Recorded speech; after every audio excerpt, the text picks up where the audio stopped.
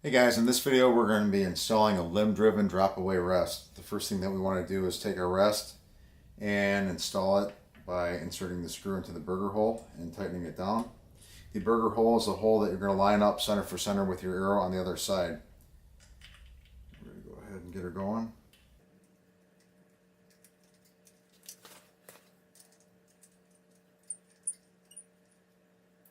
And we want to make sure that it's square to the bow.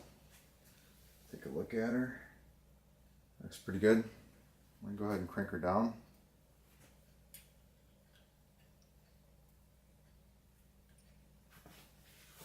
Now this particular rest has a little set screw that's pointed, located right here. We're going to go ahead and tighten that one down as well. That's just going to ensure that this does not rock out of place after a bunch of shots.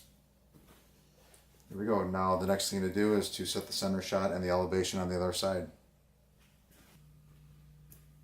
To set the center shot on this rest, we're going to attach an arrow to the string, set it in the actual rest, and we're going to look and see where it cuts over the burger hole.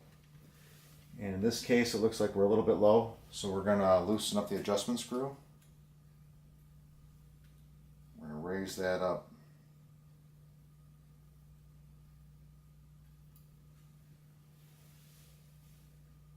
That looks about good to me.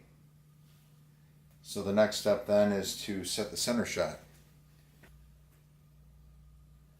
When setting the center shot, the first thing we're going to do is we're going to put an arrow in the rest and we're going to measure off the inside of the riser and see what we get. In this particular case we have about 1 1/16". For this particular bow the suggested center shot is 13/16, so we're going to loosen this set screw.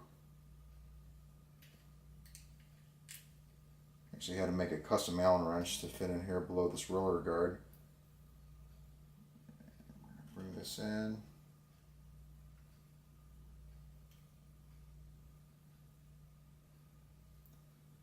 About there, and we're going to check it. Right there we're about at 13/16. Now we're going to just go back to the set screw and tighten her down. So the elevation is now set and the center shot is now set. The next step is to tie our activation cord to our top limb, if we choose to use the top limb with this particular rest. First thing you want to do is locate where you want to put this activation cord. The manufacturer suggests that it goes right at the forward edge of the cam. So what we're going to do is take a little rubbing alcohol and we're going to prep the surface. In this install we're going to put it on top of the limb because we have a nice flat surface. Bottom side of the limb is a little curved, but you could actually apply the limb pad to either top or bottom. The location is going to dictate how long the launcher is in the upward position during the shot.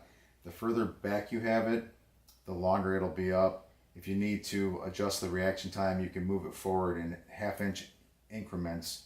You know, if you're dealing with a speed bow with a short brace sight, long fletchings, etc. So we have our surface prepped.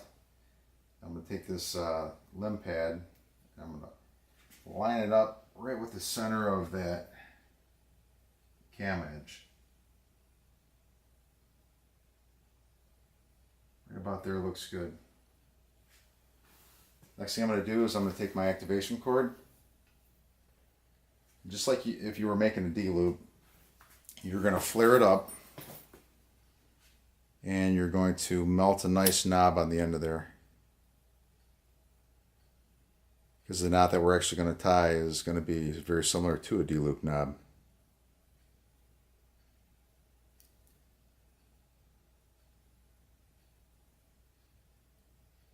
There you go, nice knob. Now that I have the end of the activation cord flattened out nicely, I'm going to go ahead and tie it to the top limb.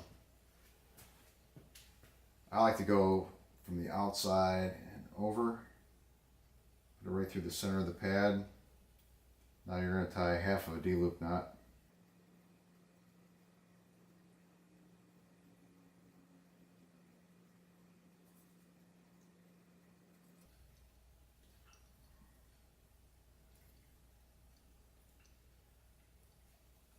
That's pretty secure. Now I'm going to take the free end of this activation cord, put it through the hole of the launcher arm.